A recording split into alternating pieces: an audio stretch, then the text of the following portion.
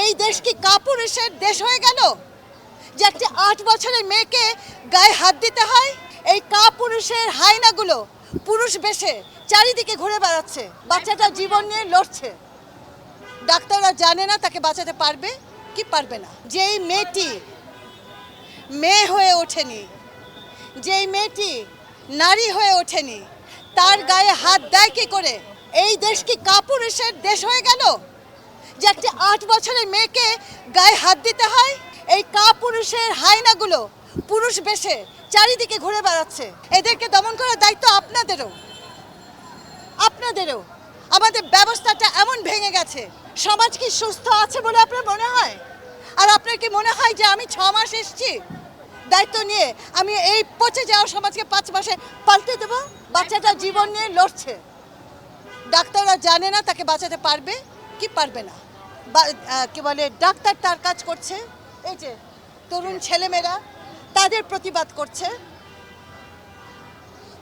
আমি আমার জায়গা থেকে আমি আমার সর্বোচ্চ চেষ্টা করব যেন হোম এবং আইন এই দুটো জায়গা থেকে এই বাচ্চাটা সম্পূর্ণ এবং দ্রুতভাবে বিচার পায়।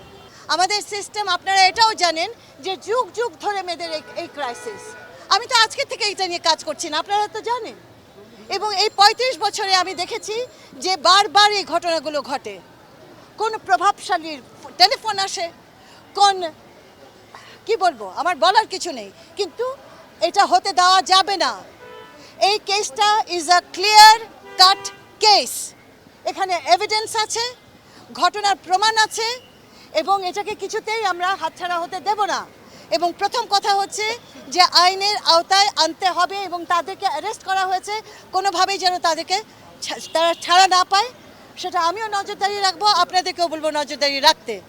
তো আমরা একটা পজিশন নেই যে এই দেশে ছোট বাচ্চাদেরকে ধর্ষণ করবে, অ্যালিগেশন যদি আসে, কারের উপরে যদি সন্দেহ আসে, তাকেও আমার অ্যারেস্ট করে ধরে নিয়ে যেতে হবে, তাকেও আমাকে বন্ধ করতে হবে।